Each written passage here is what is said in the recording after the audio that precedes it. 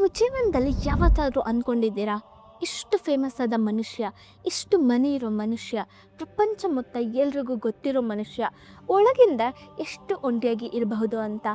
Stage ಮೇಲೆ millions of people ಕೂಗಾಡ್ತಾರೆ, ಆದರೆ ಮನೆಗೆ ಬಂದರೆ ಕರೆಯೋ ಒಬ್ಬ ನಿಜವಾದ ಫ್ರೆಂಡ್ ಕೂಡ ಇರಲ್ಲ ಅಂದರೆ ಅದು ಎಂಥ ಲೈಫ್ ಹೇಳಿ. ಆ ಮನುಷ್ಯ 500ಕ್ಕೂ ಹೆಚ್ಚು ಒರಿಜಿನಲ್ ರೆಕಾರ್ಡಿಂಗ್ಸ್ ಮಾಡಿದ್ದಾರೆ, 10 ಸೋಲೋ ಸ್ಟುಡಿಯೋ ಆಲ್ಬಮ್ ಸಾಂಗ್ಸ್ ಮಾಡಿದ್ದಾರೆ, ಒಂದೇ ರಾತ್ರಿ 8 ಗ್ರಾಮಿ ಅವಾರ್ಡ್ಸ್ ತಗೊಂಡಿದ್ದಾರೆ, 39 ಗಿನ್ನಸ್ ವರ್ಲ್ಡ್ ರೆಕಾರ್ಡ್ಸ್ ಮಾಡಿದ್ದಾರೆ. ಆದರೆ ಅದೇ ಮನುಷ್ಯ ರಾತ್ರಿ ಮಲ್ಗೋಕೆ ಡ್ರಗ್ಸ್ ತಗೊಳ್ಬೇಕಾಗಿತ್ತು. ಆ ಡ್ರಗ್ಸೇ ಕೊನೆಗೆ ಅವರನ್ನು ಕೊಲ್ತು. ಈ ಮನುಷ್ಯ ಯಾರು ಗೊತ್ತಾ? ಇನ್ನೂ ಗೊತ್ತಿಲ್ಲ ಅಂದರೆ ಈ ವಿಡಿಯೋನ ಕಂಪ್ಲೀಟಾಗಿ ನೋಡಿ. ಇವರ ಹೆಸರು ಮೈಕಲ್ ಜಾಕ್ಸನ್. ಅವ್ರ ಬಯೋಪಿಕ್ ರೀಸೆಂಟಾಗಿ ರಿಲೀಸ್ ಆಗಿದೆ. ತುಂಬ ಜನ ಆಲ್ರೆಡಿ ನೋಡಿರ್ತೀರ. ಇನ್ನೂ ಅವರ ಬಗ್ಗೆ ಗೊತ್ತಿರೋರು ಸಹ ಕೆಲವರು ಇರ್ತೀರ. ನಿಮಗೆ ಗೊತ್ತಿಲ್ಲದೆ ಇರೋ ಇನ್ನೂ ಹಲವಾರು ವಿಷಯಗಳನ್ನ ನೀವು ಈ ವಿಡಿಯೋ ಮೂಲಕ ತಿಳ್ಕೊಳ್ಬೋದು. ಮೈಕಲ್ ಜಾಕ್ಸನ್ ಅಂದರೆ ಕಿಂಗ್ ಆಫ್ ಪಾಪ್ ಅಂತ ಅಷ್ಟೇ ಕೇಳಿದ್ದೀರಾ ಅಲ್ವಾ? ಇವತ್ತು ಆ ಹೆಸರಿನ ಹಿಂದೆ ಇರೋ ಪೂರ್ತಿ ಸತ್ಯನ ಹೇಳ್ತೀನಿ. ಅವರ ಚೈಲ್ಡ್ಹುಡ್ಡಲ್ಲಿ ಯಾವ ನರಕನ ಅನುಭವಿಸಿದ್ರು, ಇಷ್ಟು ಫೇಮ್ ಬಂದರು, ಅವರ ಒಳಗೆ ಯಾಕೆ ಲೋನ್ಲಿನೆಸ್ ಇತ್ತು, ಕೆಲವು ಅಲಿಗೇಷನ್ ಸಹ ಇತ್ತು. ಅವೆಲ್ಲ ನಿಜಾನ ಇಲ್ವಾ ಅನ್ನೋ ದೊಡ್ಡ ಕ್ವೆಶನ್ನ ಸಹ ಡಿಸ್ಕಸ್ ಮಾಡೋಣ. ಮತ್ತು ಇವತ್ತಿಗೂ ಕಂಟಿನ್ಯೂ ಆಗ್ತಿರೋ ಲೀಗಲ್ ಕೇಸ್ ಬಗ್ಗೆ ಲೇಟೆಸ್ಟ್ ಅಪ್ಡೇಟ್ ಕೂಡ ಹೇಳ್ತೀನಿ. ಬಟ್ ಒಂದೇ ಒಂದು ರಿಕ್ವೆಸ್ಟ್, ವಿಡಿಯೋನ ಎಲ್ಲೂ ಸ್ಕಿಪ್ ಮಾಡದೆ ಕೊನೆವರೆಗೂ ನೋಡಿ. ವಿಡಿಯೋನ ಕಂಟಿನ್ಯೂ ಮಾಡೋಕ್ಕಿಂತ ಮುಂಚೆ ನಿಮ್ಮಲ್ಲಿ ಎಷ್ಟು ಜನರಿಗೆ ಮೈಕಲ್ ಜಾಕ್ಸನ್ ಅಂದರೆ ಇಷ್ಟ ಇರೋರು MJ ಅಂತ ಕಮೆಂಟ್ ಮಾಡಿ. ಆಲ್ಸೋ ಅವರು ಮಾಡಿರೋ ಸಾಂಗ್ಸಲ್ಲಿ ನಿಮಗೆ ಯಾವ ಸಾಂಗ್ ಇಷ್ಟ ಅನ್ನೋದನ್ನು ಸಹ ಮೆನ್ಷನ್ ಮಾಡಿ. ನಾವ್ let's get started. I don't think people understand how big Michael Jackson. ಒಬ್ಬ ಮನುಷ್ಯ ಪ್ರಪಂಚದಲ್ಲೇ ಅತ್ಯಂತ ಫೇಮಸ್ ಆಗಬೇಕಂದ್ರೆ ಅದಕ್ಕೆ ಅದೃಷ್ಟ ಸಾಕಾಗಲ್ಲ, ಅದಕ್ಕೆ ಟ್ಯಾಲೆಂಟ್ ಬೇಕು, ಕಷ್ಟ ಮತ್ತು ತ್ಯಾಗ ಮಾಡೋದಿರುತ್ತೆ. ಆದರೆ ಕೆಲವೊಮ್ಮೆ ಆ ತ್ಯಾಗ ಅನ್ನೋದು ಅವರ ಚಾಯ್ಸ್ ಆಗಿರಲ್ಲ, ಬೇರೆಯವರು ಅವರ ಬಾಳನ್ನು ತ್ಯಾಗ ಮಾಡಿಸ್ತಾರೆ. ಮೈಕಲ್ ಜಾಕ್ಸನ್ ಅವರ ಕತೆ ಕೂಡ ಅಂಥದ್ದೇ. ಆಗಸ್ಟ್ 29, 1958ರಂದು ಇಂಡಿಯಾನಾ ರಾಜ್ಯದ ಗ್ಯಾರಿ ಸಿಟಿಯಲ್ಲಿ MJ ಜನಿಸ್ತಾರೆ. ಅವರ ತಂದೆ ಜೋಸೆಫ್ ಜಾಕ್ಸನ್ ಒಬ್ಬ ಗಿಟಾರ್ ಪ್ಲೇಯರ್ ಮತ್ತು ಬಾಕ್ಸರ್ ಕೂಡ. ಅಮ್ಮ ಕ್ಯಾಥರಿನ್ ಜಾಕ್ಸನ್ ಒಬ್ಬ ಪಿಯಾನೋ ಪ್ಲೇಯರ್. ಇಬ್ಬರಿಗೂ ಮ್ಯೂಸಿಕ್ ಅಂದರೆ ಇಷ್ಟ. ಆದರೆ ಅವರ ಪರಿಸ್ಥಿತಿ ಏನು ಗೊತ್ತಾ? ಒಂದೇ ಮನೆಯಲ್ಲಿ 9 ಮಕ್ಕಳು. ಫಿನಾನ್ಷಿಯಲ್ ಸ್ಥಿತಿ ತೀರಾ ಕೆಳಗಿತ್ತು. ಇಷ್ಟು ಮಕ್ಕಳ ಜೊತೆ ಪಾವರ್ಟಿಯಲ್ಲಿ ಬದುಕೋ ಆ ಮನೆಯಲ್ಲಿ ಮೈಕಲ್ ಜಾಕ್ಸನ್ 8ನೇ ಮಗನಾಗಿದ್ದರು. ಜೋಸೆಫ್ ಜಾಕ್ಸನ್ಗೆ ತನ್ನ ಫ್ಯಾಮ್ಲಿನ ಬಡತನದಿಂದ ಹೊರಗೆ ತರಬೇಕು ಅನ್ನೋ ಒಂದೇ ಒಂದು ಗುರಿ ಇತ್ತು. ಅದಕ್ಕೋಸ್ಕರ ತನ್ನ 5 ಮಕ್ಕಳನ್ನು ಅರ್ಲಿ ಏಜಲ್ಲೇ ಸಿಂಗಿಂಗ್ ಮತ್ತು ಡ್ಯಾನ್ಸಿಂಗ್ಗೆ ಪುಷ್ ಮಾಡಿದ್ರು. ಇಲ್ಲಿಂದ ಹುಟ್ಟಿದ್ದೆ ಜಾಕ್ಸನ್ 5 ಅನ್ನೋ ಮ್ಯೂಸಿಕ್ ಗ್ರೂಪ್. ಆ ಮಕ್ಕಳು ಲೋಕಲ್ ಕ್ಲಬ್ಸಲ್ಲಿ, ಲೋಕಲ್ ಟ್ಯಾಲೆಂಟ್ ಶೋಸಲ್ಲಿ ಪರ್ಫಾರ್ಮ್ ಮಾಡ್ತಿದ್ರು. ಆದರೆ ಅವರ ಬದುಕು ಬದಲಾಗಿದ್ದು 1967ರಲ್ಲಿ ನ್ಯೂಯಾರ್ಕ್ನ ಹಾರ್ಲೆಮಲ್ಲಿರೋ ಅಪೋಲೋ ಥಿಯೇಟರಲ್ಲಿ. ಅಲ್ಲಿ ಪ್ರತಿ ವರ್ಷ ಅಮೆಚೂರ್ ನೈಟ್ ಅನ್ನೋ ಒಂದು ಇವೆಂಟ್ ನಡೀತಿತ್ತು. ಅಲ್ಲಿ ಬರೋ ಆಡಿಯನ್ಸ್ ತುಂಬ ನೊಟೋರಿಯಸ್ ಆಗಿದ್ರು. ಅಂದರೆ ಪರ್ಫಾರ್ಮೆನ್ಸಲ್ಲಿ ಸ್ವಲ್ಪ ಮಿಸ್ಟೇಕ್ ಆದರೂ ಜಡ್ಜ್ ಮಾಡ್ತಿದ್ರು, ಹೀಯಾಳಿಸ್ತಿದ್ರು. ಇದೆಲ್ಲ ಗೊತ್ತಿದ್ರು ಜೋಸೆಫ್ ಒಂದು ಲೈಫ್ ಚೇಂಜಿಂಗ್ ರಿಸ್ಕ್ನ ತಗೊಂಡ್ರು. ಅವ್ರ ಫ್ಯಾಮಿಲಿ ಇಂಡಿಯಾನಾಯಿಂದ ನ್ಯೂಯಾರ್ಕ್ವರೆಗೆ ಪ್ರಯಾಣ ಮಾಡಬೇಕಿತ್ತು. ಫ್ಲೈಟ್ ಟಿಕೆಟ್ಸ್ ತಗೊಳ್ಳೋಕ್ಕೆ ಸಹ ಹಣ ಇಲ್ಲ. ಹಾಗಾಗಿ ಜೋಸೆಫ್ ತನ್ನ ಬಳಿ ಇದ್ದ ಎಲ್ಲ ಹಣವನ್ನು ಗ್ಯಾಸ್, ಡೀಸೆಲ್, ಎಂಟ್ರಿ ಫೀಸ್ಗೆ ಖರ್ಚು ಮಾಡಿ ಅಲ್ಲಿಗೆ ಬರ್ತಾರೆ. ಒಂದು ವೇಳೆ ಆ ಕಾಂಟೆಸ್ಟಲ್ಲಿ ಸೋತ್ರೆ ಮನೆಗೆ ವಾಪಸ್ ಹೋಗೋಕ್ಕೆ ಸಹ ಹಣ ಇಲ್ಲ. ಅದೇ ಅವರ ರಿಸ್ಕ್ ಆಗಿತ್ತು. ಈ ಮಾತು ಮಕ್ಕಳ ತಲೆಯಲ್ಲಿ ಡೀಪ್ ಆಗಿತ್ತು. 1500 ಜನರ ಮುಂದೆ ಜಾಕ್ಸನ್ 5 ಸ್ಟೇಜನ್ನು ಏರಿದ್ರು. ಅದು ಅವರ ಮೊದಲ ಡೆಬ್ಯೂಟ್ ಕೂಡ. ಪರ್ಫಾರ್ಮೆನ್ಸ್ ಶುರು ಆಯಿತು. ಆದರೆ ಆ ದಿನ ಎಲ್ಲ ತಪ್ಪಾಗಿತ್ತು. MJ ಅವರ ಬ್ರದರ್ಸ್ ಸ್ಟೆಪ್ಸ್ನ ಮಿಸ್ ಮಾಡ್ತಿದ್ದಾರೆ, ವೋಕಲ್ಸ್ ಆಫ್ ಆಗ್ತಿದೆ, ಗಿಟಾರ್ ಕಾರ್ಡ್ಸ್ ತಪ್ಪಾಗಿದೆ. ಆಡಿಯನ್ಸ್ ಹೀಯಾಳಿಸೋಕ್ಕೆ ಶುರು ಮಾಡಿದರು. ಆ ಮೂಮೆಂಟಲ್ಲಿ ಮೈಕಲ್ಗೆ ತಂದೆ ಹೇಳಿದ ಮಾತು ನೆನಪಾಯಿತು. ಆವಾಗ ಆ 9 ವರ್ಷದ ಮಗು ತನ್ನ ಇನ್ಸ್ಪಿರೇಷನ್ ಜೇಮ್ಸ್ ಬ್ರೌನ್ನ ಹಾಡನ್ನು ಪ್ರಾರಂಭಿಸ್ತಾನೆ. ಪ್ರತಿ ಹೈ ನೋಟ್, ಪ್ರತಿ ಡ್ರಾಪ್ ಅಷ್ಟು ಪರ್ಫೆಕ್ಟಾಗಿ ಆ ಚಿಕ್ಕ ಮಗು ಹಾಡಿದ ಅಂದರೆ 1500 ಜನ ಎದ್ದು ಜಾಕ್ಸನ್ಸ್ ಅಂತ ಕೂಗಿ ಚಿಯರ್ ಮಾಡಿದ್ರು. ಒಂದು ಫ್ಲಾಪ್ ಆಗ್ತಿದ್ದ ಪರ್ಫಾರ್ಮೆನ್ಸನ್ನು ಮೈಕಲ್ ತನ್ನ ಒಂದೇ ಒಂದು ಪರ್ಫಾರ್ಮೆನ್ಸ್ನಿಂದ ಸೂಪರ್ ಹಿಟ್ ಮಾಡಿದ್ರು. ಆ ದಿನ ಆ ಇವೆಂಟ್ನ ಕಂಡಕ್ಟ್ ಮಾಡಿದ ಡ್ಯಾನ್ಸರ್ ಮತ್ತು ಕೊರಿಯೋಗ್ರಾಫರ್ ರಾಲ್ಫ್ ಕೂಪರ್ ಅನ್ನೋರು ಬ್ಯಾಕ್ ಸ್ಟೇಜಲ್ಲಿ MJ ಅವ್ರ ಫ್ಯಾಮ್ಲಿನ ಕರೆದ್ರು. ನಾನು 20 ವರ್ಷ ಮ್ಯೂಸಿಕ್ ಲೆಜೆಂಡ್ಸ್ ಜೊತೆ ಕೆಲಸ ಮಾಡಿದ್ದೀನಿ, ಆದರೆ 9 ವರ್ಷದ ಒಂದು ಮಗು ಇಷ್ಟು ಕ್ರೌಡ್ನ ಹೈಪರ್ ಮಾಡಿದ್ದನ್ನು ನಾನು ಮೊದಲನೇ ಬಾರಿ ನೋಡ್ತಿದ್ದೀನಿ. ಈ ಮಗು ಪ್ರಪಂಚದ ಬಿಗ್ಗೆಸ್ಟ್ ಸ್ಟಾರ್ ಆಗ್ತಾನೆ ಅಂತ ಹೇಳಿದ್ರು. ಆ ಮಾತು ಅಕ್ಷರಶಃ ಸತ್ಯ ಆಯಿತು.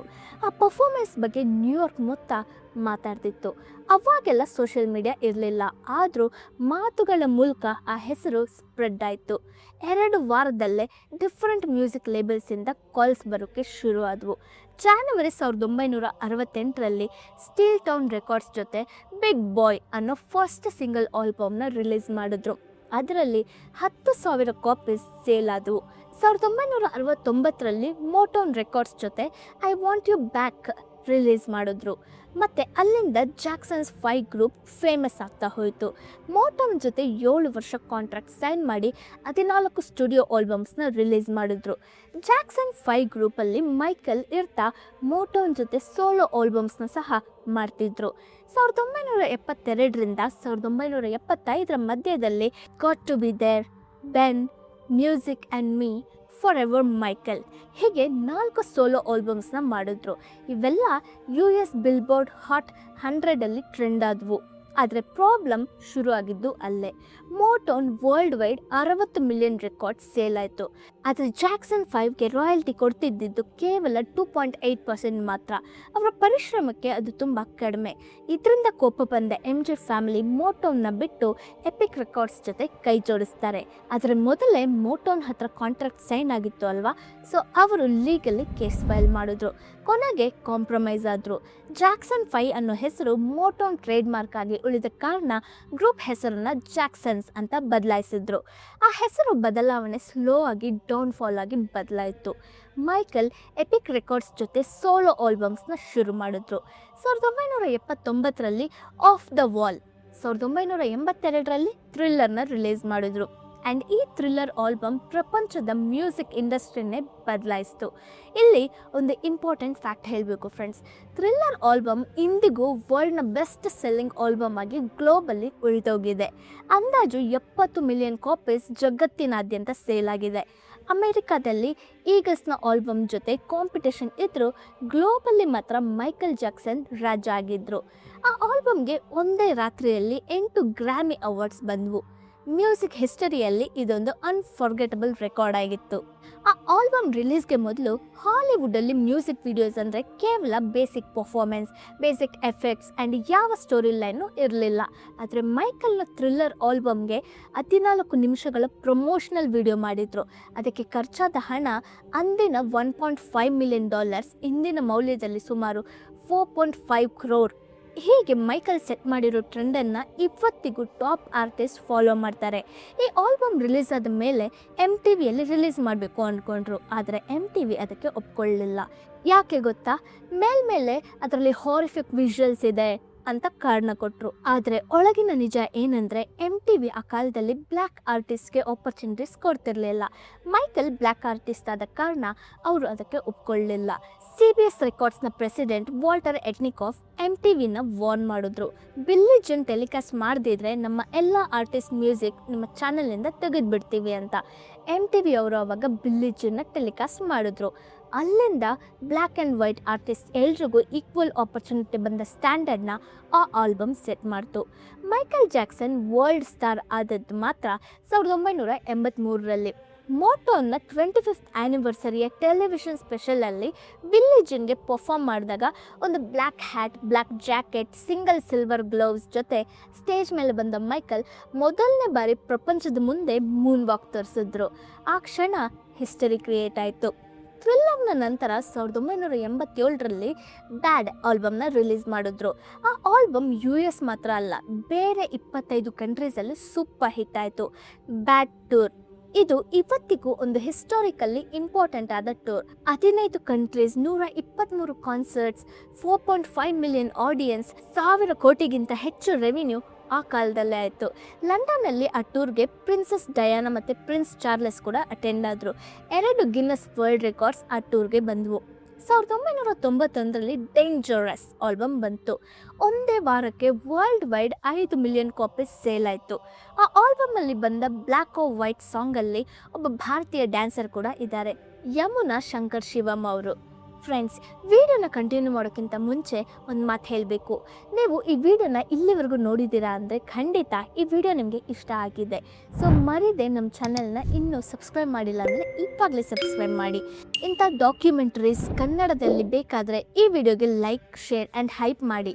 ಈ ವಿಡಿಯೋ ಇನ್ನಷ್ಟು ಜನರಿಗೆ ರೀಚ್ ಆಗೋಕ್ಕೆ ಸಪೋರ್ಟ್ ಮಾಡಿ. ಐ ಹೋಪ್ ಎಲ್ಲರೂ ಈ ವಿಡಿಯೋಗೆ ಲೈಕ್ ಮಾಡ್ತೀರಾ ಅಂದ್ಕೊಳ್ತೀನಿ. ಸರಿ, let's get back to the topic. ಈ ಎಲ್ಲ ರೆಕಾರ್ಡ್ಸ್, ಅವಾರ್ಡ್ಸ್, ಫೇಮ್ನ ಹಿಂದೆ ಈ ಮನುಷ್ಯನ ಒಳಗಿನ ನೋವು ಏನಂತ ಯಾರಿಗಾದ್ರೂ ಗೊತ್ತಿತ್ತಾ? ಮೈಕಲ್ ಜಾಕ್ಸನ್ನ ಚೈಲ್ಡ್ಹುಡ್ ಅನ್ನೋ ಒಂದು ಚಾಪ್ಟರ್ ಯಾವ ಮೀಡಿಯಾನು ಸ್ಪಷ್ಟವಾಗಿ ಹೇಳಲಿಲ್ಲ. ಜೋಸೆಫ್ ಜಾಕ್ಸನ್ ತನ್ನ ಮಕ್ಕಳನ್ನು ಡ್ಯಾಡಿ ಅಂತ ಕೂಡ ಕರೆಯೋಕ್ಕೆ ಬಿಡ್ತಿರ್ಲಿಲ್ಲ. ಸರ್ ಅಥವಾ ಜೋಸೆಫ್ ಅಂತ ಮಾತ್ರ ಕರೀರಿ ಅಂತ ಹೇಳ್ತಿದ್ರು. I'm not daddy, I'm Joseph to you. Practice ಸೆಷನಲ್ಲಿ ಒಂದು ಸ್ಟೆಪ್ ತಪ್ಪಿದ್ರು, ಒಂದು ನೋಟ್ ತಪ್ಪಾದರೂ ಬೆಲ್ಟ್ ಅಥವಾ ಐರನ್ ಕಾರ್ಡ್ನಿಂದ ಮಕ್ಕಳನ್ನ ಹೊಡಿತಿದ್ರು.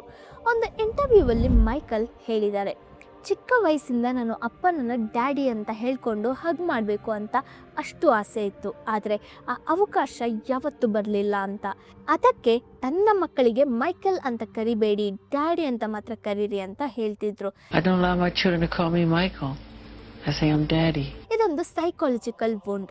ಒಬ್ಬ ಡಾಕ್ಟರ್ ಹೇಳಿರೋ ಪ್ರಕಾರ ಟೀನೇಜಲ್ಲಿ ಜೋಸೆಫ್ ಮೈಕಲ್ಗೆ ಫೋರ್ಸ್ಫುಲ್ಲಿ ಪ್ಯೂಬರ್ಟಿ ಡಿಲೇ ಇಂಜೆಕ್ಷನ್ನ ಕೊಟ್ಟರಂತೆ. ಯಾಕೆ ಅಂದರೆ ಪ್ಯೂಬರ್ಟಿ ಬಂದರೆ ವಾಯ್ಸ್ ಚೇಂಜ್ ಆಗಿ ಪ್ಯೂರ್ ಹೈ ವೋಕಲ್ಸ್ ಹೋಗುತ್ತೆ ಅನ್ನೋ ಭಯದಿಂದ. ಈ ಕಾರಣದಿಂದ ಮೈಕಲ್ಗೆ ಜೀವನ ಪರ್ಯಂತ ಹೆಲ್ತ್ ಇಶ್ಯೂಸ್ ಇದ್ವು ಅಂತ ಆ ಡಾಕ್ಟರ್ ಕ್ಲೈಮ್ ಮಾಡಿದ್ದಾರೆ. ಹಾಗೆ ಜೋಸೆಫ್ ಮೈಕಲ್ನ ಮೂಗನ್ನು ನೋಡಿ ಕಿಂಡಲ್ ಮಾಡೋದ್ರಿಂದ ಮೈಕಲ್ಗೆ ಇನ್ಫೀರಿಯಾರಿಟಿ ಕಾಂಪ್ಲೆಕ್ಸ್ ಸಹ ಇತ್ತು. ಅದೇ ಫ್ಯೂಚರಲ್ಲಿ ನೋಸ್ ಜಾಬ್ ಮಾಡ್ಕೊಳ್ಳೋಕ್ಕೆ ಮೇನ್ ರೀಸನ್ ಆಯಿತು. ಇದಕ್ಕಿಂತ ಕಷ್ಟ ಏನಪ್ಪ ಅಂದರೆ ಆ ವಯಸ್ಸಿನ ಬೇರೆ ಮಕ್ಕಳು ಸ್ಕೂಲ್ ಗ್ರೌಂಡ್ಸಲ್ಲಿ ಆಡ್ತಿದ್ರು, ಫ್ರೆಂಡ್ಸ್ ಮಾಡ್ಕೊಳ್ತಿದ್ರು, ಚೈಲ್ಡ್ಹುಡ್ನ ಎಂಜಾಯ್ ಮಾಡ್ತಿದ್ದಾರೆ. ಮೈಕಲ್ ಮಾತ್ರ ರಾತ್ರಿ ಹಗಲು ಪ್ರಾಕ್ಟೀಸ್ ಮಾಡ್ತಾ, ಕಾನ್ಸರ್ಟ್ಸ್ನ ಅಟೆಂಡ್ ಮಾಡ್ತಾ ತನ್ನ ಬಾಲ್ಯ ಮೊತ್ತವನ್ನು ಕಳ್ಕೊಂಡ್ರು. ಆ ನೋವು ಅಷ್ಟು ಡೀಪಾಗಿ ಮನಸ್ಸಲ್ಲಿ ಬೇರೂರಿತ್ತು ಅಂದರೆ ತನ್ನ ರೀತಿ ಯಾವ ಮಗನು ಕಷ್ಟಪಡಬಾರ್ದು, ಯಾವ ಮಗನು ಬಡತನನ ಕಾಣಬಾರ್ದು ಅಂತ ಮೈಕಲ್ $17 ಮಿಲಿಯನ್ ಖರ್ಚು ಮಾಡಿ ಕ್ಯಾಲಿಫೋರ್ನಿಯಾದಲ್ಲಿ 2700 ಎಕರೆಸಲ್ಲಿ ನೆವರ್ಲ್ಯಾಂಡ್ ರ್ಯಾಂಚ್ನ ಕಟ್ಟಿಸಿದ್ರು. ಅದರಲ್ಲಿ ಅಮ್ಯೂಸ್ಮೆಂಟ್ ಪಾರ್ಕ್ಸ್ ಇದ್ವು, ಝೂ ಇತ್ತು, ಮೂವಿ ಥಿಯೇಟರ್ ಇದ್ವು, ಕ್ಯಾಂಡಿ ಸ್ಟೋರ್ಸ್ ಇದ್ವು. ಅವರ ಚಾರಿಟಿ ಪಟ್ಟಿ ನೋಡಿದ್ರೆ ಯುನೈಟೆಡ್ ನೀಗ್ರೋ ಕಾಲೇಜ್ ಫಂಡ್ಗೆ $6 ಲಕ್ಷ, ಜಪಾನಲ್ಲಿ ಕಿಡ್ನ್ಯಾಪ್ ಆಗಿ ಕೊಲ್ಲಲ್ಪಟ್ಟ ಒಂದು ಮಗುವಿನ ಪೇರೆಂಟ್ಸ್ಗೆ $20,000, ಮೋಟರ್ ಮ್ಯೂಸಿಯಂಗೆ ಒಂದು ಫುಲ್ ಶೋ ರೆವಿನ್ಯೂ ಡೊನೇಟ್ ಮಾಡಿದ್ದಾರೆ. ಇದೆಲ್ಲ ನೋಡಿದ್ರೆ ಮೈಕಲ್ನ ಹೃದಯ ಎಷ್ಟು ದೊಡ್ಡದಾಗಿತ್ತು ಅಂತ ಅರ್ಥ ಆಗುತ್ತೆ. ಆದರೆ ಇಲ್ಲಿಂದ ಮೈಕಲ್ ಜಾಕ್ಸನ್ನ ಕತೆ ಬದಲಾಯಿತು. ಆಗಸ್ಟ್ 1993 ಜೋರ್ಡನ್ ಚಾಂಡ್ಲರ್ ಅನ್ನೋ 13 ವರ್ಷದ ಹುಡುಗ ಮತ್ತು ಅವನ ತಂದೆ ಈವನ್ ಚಾಂಡ್ಲರ್ ಮೈಕಲ್ನ ಮೇಲೆ ಸೀರಿಯಸ್ ಅಲಿಗೇಷನ್ಸ್ ಹಾಕಿದ್ರು. ಪ್ರಪಂಚ ಬೆಚ್ಚಿ ಬಿದ್ವು. ಡೇಂಜರಸ್ ಟೂರ್ ಕಾನ್ಸರ್ಟ್ಸ್ ನಿಲ್ಲಿಸಬೇಕಾಯಿತು. ಪೊಲೀಸ್ ತನಿಖೆ ಮಾಡಿದ್ರು, ಆದರೆ ಕ್ರಿಮಿನಲ್ ಚಾರ್ಜಸ್ ಏನೂ ಪ್ರೂವ್ ಆಗಲಿಲ್ಲ. ಕೇಸ್ ಸಿವಿಲ್ ಕೋರ್ಟ್ಗೆ ಹೋಯಿತು. ಇಲ್ಲಿ ಒಂದು ಇಂಪಾರ್ಟೆಂಟ್ ಪಾಯಿಂಟ್ ಮರಿಬಾರ್ದು. ಕ್ರಿಮಿನಲ್ ಟ್ರಯಲ್ ಪೂರ್ತಿ ಆಗೋಕ್ಕೆ ಮೊದಲೇ ಚಾಂಡ್ಲರ್ ಫ್ಯಾಮಿಲಿ ಜೊತೆ ಕೋರ್ಟ್ ಹೊರಗೆ $23 ಮಿಲಿಯನ್ ಸೆಟಲ್ಮೆಂಟ್ ಆಯಿತು. ಇದರಿಂದ ಫ್ಯಾನ್ಸ್ 2 ಗ್ರೂಪ್ ಆದರು. ಒಂದು ಕಡೆ ತಪ್ಪು ಮಾಡಿಲ್ಲ ಅಂದರೆ ಟ್ರಯಲ್ನ ಯಾಕೆ ಅಟೆಂಡ್ ಮಾಡಿಲ್ಲ ಅಂತ, ಇನ್ನೊಂದು ಕಡೆ ಲಾಂಗ್ ಕೋರ್ಟ್ ಬ್ಯಾಟಲ್ನ ತಪ್ಪಿಸಬೇಕು ಅಂತ ಸೆಟಲ್ಮೆಂಟ್ ಮಾಡಿದ್ರು ಅಂತ. ಅದೇ ಸಮಯ ಮೈಕಲ್ನ ತಂಗಿ ಲಟೋಯಾ ಜಾಕ್ಸನ್ ಒಂದು ಪಬ್ಲಿಕ್ ಇಂಟರ್ವ್ಯೂನಲ್ಲಿ ನನ್ನ ತಮ್ಮ ಮಕ್ಕಳನ್ನು ಆ್ಯಂಡ್ ಅವರು ಇದ್ರ ಬಗ್ಗೆ ಹೇಳ್ತೇ ಇರಲಿ ಅಂತ ಹಣ ಕೊಡ್ತಿದ್ದ ಅಂತ ಹೇಳಿದ್ರು. ಜನ ಮೈಕಲ್ ಮೇಲೆ ಇನ್ನೂ ಡೌಟ್ ಪಟ್ಟರು. ಆದರೆ ನಂತರ ಲಟೋಯಾ ಸ್ವಯಂ ಒಪ್ಕೊಳ್ತಾರೆ, ತನ್ನ ಗಂಡ ಆ ಸ್ಟೇಟ್ಮೆಂಟ್ನ ಹೇಳು ಅಂತ ಫೋರ್ಸ್ ಮಾಡಿದ್ರು ಅಂತ. 2003ರಲ್ಲಿ ಮತ್ತೊಮ್ಮೆ ಅಲಿಗೇಷನ್ಸ್ ಬಂದವು. 2005ರಲ್ಲಿ ಕ್ರಿಮಿನಲ್ ಟ್ರಯಲ್ ನಡೀತು. ಮೈಕಲ್ ಕೋರ್ಟ್ಗೆ ಅಟೆಂಡ್ ಆದರು. ಎಲ್ಲ ಚಾರ್ಜಸಲ್ಲಿ ನಾಟ್ ಗಿಲ್ಟಿ ಅಂತ ವರ್ಡಿಕ್ಟ್ ಬಂತು. ಲೀಗಲ್ಲಿ ಅವರು ನಿರ್ದೋಷಿ ಅಂತ ಪ್ರೂವ್ ಆಯಿತು. ಆದರೆ ಆ ಕೇಸ್ನಿಂದ ಫಿನಾನ್ಷಿಯಲ್ ಡ್ಯಾಮೇಜ್ ಎಷ್ಟಾಗಿತ್ತು ಅಂದರೆ $ಮಿಲಿಯನ್ಸ್ ಸಾಲ ಆಯಿತು. ನೆವರ್ಲ್ಯಾಂಡ್ ರ್ಯಾಂಚ್ನ ಮಾರಬೇಕಾಯಿತು, ಬೇರೆ ಪ್ರಾಪರ್ಟೀಸ್ನ ಮಾರಬೇಕಾಯಿತು. 2001ರಲ್ಲಿ ಇನ್ವಿನ್ಸಿಬಲ್ ಅನ್ನೋ ತನ್ನ ಲಾಸ್ಟ್ ಆಲ್ಬಮ್ನ ರಿಲೀಸ್ ಮಾಡಿದ್ರು. ಆ ಆಲ್ಬಮಲ್ಲಿ AR ರೆಹಮಾನ್ ಮತ್ತು ಪ್ರಭುದೇವ ಕೂಡ ಕೊಲಾಬ್ರೇಟ್ ಮಾಡ್ಕೊಂಡಿದ್ರು. ಆದರೆ ಸೋನಿ ಜೊತೆ ಟರ್ಮ್ಸ್ ಸೆಟಲ್ ಆಗಲಿಲ್ಲ, ಕಾಂಟ್ರಾಕ್ಟ್ ಕ್ಯಾನ್ಸಲ್ ಆಯಿತು. ಆ ಎಲ್ಲ ಪ್ರೆಷರ್, ಡಿಪ್ರೆಷನ್, ಫಿನಾನ್ಷಿಯಲ್ ಕ್ರಿಸೈಸ್ ಇವೆಲ್ಲ ಮೈಕಲನ್ನು ಡ್ರಗ್ಸ್ನ ಕಡೆ ತಳ್ಳಿದ್ವು. ಮೈಕಲ್ಗೆ ಇನ್ಸೋಮೇನಿಯಾ ಅಂದರೆ ರಾತ್ರಿ ನಿದ್ದೆ ಬರದ ಕಾಯಿಲೆ ಇತ್ತು. ಕೆಲವೊಮ್ಮೆ 5 ದಿನ ಆಗಿದ್ರೂ ನಿದ್ರೆ ಮಾಡ್ತಿರಲಿಲ್ಲ. ಅದರಿಂದ ಪಾರಾಗಬೇಕು ಅಂತ ಅವರ ಪರ್ಸನಲ್ ಡಾಕ್ಟರ್ ಪ್ರೊಪೋಫೋಲ್ ಅನ್ನೋ ಡ್ರಗ್ನ ಕೊಡ್ತಿದ್ರು. ಅದನ್ನು ಸಾಮಾನ್ಯವಾಗಿ ಸರ್ಜರಿ ಮೊದಲು ಪೇಷಂಟ್ನ ಅನ್ಕಾನ್ಷಿಯಸ್ ಮಾಡೋಕ್ಕೆ ಬಳಸ್ತಿದ್ರು, ಮೆಡಿಕಲ್ ಎಕ್ವಿಪ್ಮೆಂಟ್ ಮತ್ತು ಸೂಪರ್ವಿಷನ್ ಜೊತೆ. ಆದರೆ ಆ ಡಾಕ್ಟರ್ ಹತ್ರ ಪ್ರಾಪರ್ ಎಕ್ವಿಪ್ಮೆಂಟ್ ಇರಲಿಲ್ಲ. ಮೈಕಲ್ ಆ ಮೆಡಿಸನ್ಗೆ ಎಡಿಕ್ಟ್ ಆಗಿದ್ರು. ಅದನ್ನು ಮಿಲ್ಕ್ ಅಂತ ಕರಿತಿದ್ರು. ಜೂನ್ 24, 2009 ರಾತ್ರಿ ರಿಹರ್ಸಲ್ ಮುಗಿಸ್ಕೊಂಡು ಮನೆಗೆ ಬಂದರು. ಮಲ್ಕೋಕೆ ಟ್ರೈ ಮಾಡಿದ್ರೆ ನಿದ್ರೆ ಬಂದಿಲ್ಲ. ಹಲವು ಮಾತ್ರೆ ತಗೊಂಡ್ರು, ಕೆಲಸ ಮಾಡಲಿಲ್ಲ. ಕೊನೆಗೆ ಪ್ರೊಪೋಫೋಲ್ ಇಂಜೆಕ್ಷನ್ ತಗೊಂಡ್ರು. ಕೆಲವು ನಿಮಿಷಗಳಲ್ಲಿ ಬ್ರೀತಿಂಗ್ ಸ್ಟಾಪ್ ಆಯಿತು, ಪಲ್ಸ್ ಡೌನ್ ಆಯಿತು. ಡಾಕ್ಟರ್ CPR ಮಾಡಿದ್ರು, ಆದರೆ ರಿಸಲ್ಟ್ ಕಾಣಿಸ್ಲಿಲ್ಲ. ಹಾಸ್ಪಿಟಲ್ಗೆ ತಗೊಂಡು ಹೋದ್ಮೇಲೆ ಜೂನ್ 25, 2009 ಆಫ್ಟರ್ನೂನ್ 2:30ಗೆ ಮೈಕಲ್ ಜಾಕ್ಸನ್ ತೀರ್ಕೊಂಡ್ರು ಅಂತ ಡಿಕ್ಲೇರ್ ಮಾಡಿದ್ರು. ಆ ನ್ಯೂಸ್ ಗೂಗಲನ್ನು ಕ್ರ್ಯಾಶ್ ಮಾಡ್ತು. ಅವರ ಫನರಲ್ ಬ್ರಾಡ್ಕಾಸ್ಟ್ನ ಅಮೆರಿಕಾದಲ್ಲಿ 3 ಕೋಟಿ ಜನ ನೋಡಿದ್ರು. 2019ರಲ್ಲಿ ಲಿವಿಂಗ್ ನೆವರ್ಲ್ಯಾಂಡ್ ಅನ್ನೋ ಡಾಕ್ಯುಮೆಂಟರಿ ಬಂತು. ವೇಡ್ ರಾಬ್ಸನ್ ಮತ್ತು ಜೇಮ್ಸ್ ಸೇಫ್ಚಕ್ ಅನ್ನೋ ಇಬ್ಬರು ಮೈಕಲ್ ಮೇಲೆ ಚೈಲ್ಡ್ಹುಡ್ ಅಬ್ಯೂಸ್ನ ಎಲಿಗೇಷನ್ಸ್ ಮಾಡಿದ್ರು. ಆದರೆ ಇದು ಕೇಳಿದಾಗ ನಿಮಗೆ ಶಾಕ್ ಆಗಬಹುದು. ವೇಡ್ ರಾಬ್ಸನ್ನೇ ಖುದ್ದಾಗಿ 2005ರ ಕ್ರಿಮಿನಲ್ ಟ್ರಯಲಲ್ಲಿ ಮೈಕಲ್ ಜಾಕ್ಸನ್ ಅಬ್ಯೂಸ್ ಮಾಡಲಿಲ್ಲ ಅಂತ ಸ್ವಾನ್ ಸ್ಟೇಟ್ಮೆಂಟ್ ಕೊಟ್ಟಿದ್ರು. ಮೈಕಲ್ ತೀರ್ಕೊಂಡ ನಂತರ 2013ರಲ್ಲಿ ಕೇಸ್ ಫೈಲ್ ಮಾಡಿದ್ರು. ಇವಾಗ ಲೇಟೆಸ್ಟ್ ಅಪ್ಡೇಟ್ ಏನಂದರೆ, ಈ ಕೇಸ್ ಟ್ರಯಲ್ ಡೇಟ್ 2026 ನವೆಂಬರ್ಗೆ ಸೆಟ್ ಆಗಿದೆ. ಜಾಕ್ಸನ್ ಎಸ್ಟೇಟ್ ಅಲಿಗೇಷನ್ಸ್ನ ಫಾಲ್ಸ್ ಅಂತ ಹೇಳ್ತಿದ್ದಾರೆ, ಬಟ್ ಕೇಸ್ ನಡೆಯುವಾಗ ಗೊತ್ತಾಗುತ್ತೆ. ಎಪ್ಸ್ಟೈನ್ ಮತ್ತು ಮೈಕಲ್ ಕನೆಕ್ಷನ್ನ ಬಗ್ಗೆ ಇಂಟರ್ನೆಟ್ಟಲ್ಲಿ ಕಾನ್ಸ್ಪಿರಸಿ ಥಿಯರೀಸ್ ತೇಲ್ತಿವೆ. ಆದರೆ ಮೈಕಲ್ನ ಎಕ್ಸ್ ಬಾಡಿಗಾರ್ಡ್ ಮ್ಯಾಟ್ ಫಿಡೆಸ್ ಸ್ಪಷ್ಟವಾಗಿ ಹೇಳ್ತಿರೋದೇನೆಂದರೆ, ಆ ಇಬ್ಬರು ಪಾಮ್ ಬೀಚಲ್ಲಿ ಪ್ರಾಪರ್ಟಿ ವಿಷಯಕ್ಕಾಗಿ ಒಂದು ಸಲ ಮಾತ್ರ ಭೇಟಿ ಮಾಡಿದರು. ಆ ಟೈಮಲ್ಲಿ ಎಪ್ಸ್ಟೈನ್ ಯಾರು ಅಂತ ಸಹ ಮೈಕಲ್ ಟೀಮ್ಗೆ ಗೊತ್ತಿರಲಿಲ್ಲ. ಎಪ್ಸ್ಟೈನ್ ಅವಾಗ ಕೇವಲ ಒಬ್ಬ ರಿಚ್ ಫಿನಾನ್ಷಿಯರ್ ಅಂತ ಗೊತ್ತಿದ್ರು ಅಷ್ಟೇ ಅಂತ ಹೇಳಿದ್ದಾರೆ. ಎಪ್ಸ್ಟೈನ್ಗೆ ಸಂಬಂಧ ಹೊಂದಿದ ಮಕ್ಕಳನ್ನು ಉಳಿಸೋಕೆ ಮೈಕಲ್ ಹೋಗಿದ್ರು ಅನ್ನೋ ಕಾನ್ಸ್ಪಿರಸಿ ಥಿಯರಿಗೆ ಯಾವ ಆಧಾರನೂ ಇಲ್ಲ. ಇದನ್ನೆಲ್ಲ ನೋಡಿದ್ರೆ ಮೈಕಲ್ ಜಾಕ್ಸನ್ನ ಲೈಫ್ ಒಂದು ಟ್ರ್ಯಾಜಿಡಿ. ಮೇಲ್ನೋಟಕ್ಕೆ ಮಾತ್ರ 1000 ಕೋಟಿ ವರ್ತ್ನ estate, 39 Guinness records, 8 Grammy awards, billions of fans. ಆದರೆ ಡೀಪಾಗಿ ನೋಡಿದ್ರೆ ಒಂದು ಮಗು ತನ್ನ ತಂದೆನ ಡ್ಯಾಡಿ ಅಂತ ಕರೆಯೋಕ್ಕಾಗಿಲ್ಲ. ಒಂದು ಮಗು ಸ್ಕೂಲಲ್ಲಿ ಆಟ ಆಡೋಕ್ಕಾಗಿಲ್ಲ. ಒಂದು ಮನುಷ್ಯ ನಿದ್ರೆ ಇಲ್ಲದೆ ಡ್ರಗ್ಸ್ ತಗೊಳ್ಬೇಕಾಯ್ತು. ಇದು ಕೇಳಿದಾಗ ನಮಗೆ ಒಂದು ಮಾತು ಮಾತ್ರ ಅರ್ಥ ಆಗುತ್ತೆ. ಫೇಮ್ ಅಂದರೆ ಹ್ಯಾಪಿನೆಸ್ ಅಲ್ಲ, ಮನಿ ಅಂದರೆ ಪೀಸ್ ಅಲ್ಲ. ಒಬ್ಬ ಮನುಷ್ಯ ಒಳಗಿಂದ ಸರಿ ಇದ್ದರೆ ಮಾತ್ರ ಅವನ ಲೈಫ್ ಚೆನ್ನಾಗಿದೆ ಅಂತ ಅರ್ಥ. ಲೀಗಲಿ ಮೈಕಲ್ ಜಾಕ್ಸನ್ನ ಬಗ್ಗೆ 2005ರ ಕ್ರಿಮಿನಲ್ ಟ್ರಯಲಲ್ಲಿ ಎಲ್ಲ ಚಾರ್ಜಸ್ಸಲ್ಲೂ ನಾಟ್ ಗಿಲ್ಟಿ ಅಂತ ಪ್ರೂವ್ ಆಯಿತು. ಇಲ್ಲಿಯವರೆಗೂ ಯಾವ ಆರೋಪ ಕೂಡ ಲೀಗಲಿ ಪ್ರೂವ್ ಆಗಿಲ್ಲ. ಮುಂದಿನ ಟ್ರಯಲ್ 2020ರಲ್ಲಿ ನಡೆಯುತ್ತೆ. ಅಲ್ಲಿ ಏನು ರಿಸಲ್ಟ್ ಬರುತ್ತೆ ಅನ್ನೋದನ್ನು ಕಾದು ನೋಡಬೇಕು. ಇವಾಗ ನಿಮಗೆ ಒಂದು ಪ್ರಶ್ನೆ, ಮೈಕಲ್ ಜಾಕ್ಸನ್ನ ಮೇಲೆ ನಿಮ್ಮ ಒಪಿನಿಯನ್ ಏನು? ಮೈಕಲ್ ಜಾಕ್ಸನ್ ಅನ್ನೋ ಹೆಸರು ಕೇಳಿದ ಕೂಡಲೇ ನಿಮಗೆ ನೆನಪಾಗೋದು ಅವರ ಟ್ಯಾಲೆಂಟಾ ಅಥವಾ ಅವರ ಮೇಲೆ ಇರೋ ಅಲಿಗೇಷನ್ಸಾ? ಮಿಸ್ ಮಾಡದೆ ಕಮೆಂಟಲ್ಲಿ ತಿಳಿಸಿ. ಈ ರೀತಿಯ ಇನ್ನಷ್ಟು ಇನ್ಫಾರ್ಮೇಟಿವ್ ಆ್ಯಂಡ್ ಇಂಟ್ರೆಸ್ಟಿಂಗ್ ಟಾಪಿಕ್ಸ್ ಕನ್ನಡದಲ್ಲಿ ನೋಡಬೇಕಂದ್ರೆ ಮಿಸ್ ಮಾಡದೆ ಪುಷ್ಪ ಪ್ರಸಂಗ ಚಾನಲ್ನ ಸಬ್ಸ್ಕ್ರೈಬ್ ಮಾಡ್ಕೊಳ್ಳಿ. ಈ ವಿಡಿಯೋ ನಿಮಗೆ ಇಷ್ಟ ಆಗಿದ್ದರೆ ಮಿಸ್ ಮಾಡದೆ ವಿಡಿಯೋಗೆ ಲೈಕ್ ಮಾಡಿ. ವಿಡಿಯೋನ ನಿಮಗೆ ತಿಳಿದಿರೋ ವ್ಯಕ್ತಿಗಳ ಜೊತೆ ಶೇರ್ ಮಾಡ್ಕೊಳ್ಳಿ. ಆ್ಯಂಡ್ ವಿಡಿಯೋನ ಹೈಪ್ ಮಾಡೋಕ್ಕೆ ಮರಿಬೇಡಿ. Thanks for watching. ನಿಮ್ಮ ನೆಕ್ಸ್ಟ್ ವಿಡಿಯೋದಲ್ಲಿ ಮೀಟ್ ಆಗ್ತೀವಿ. Until then take care. ಬಾಯ್.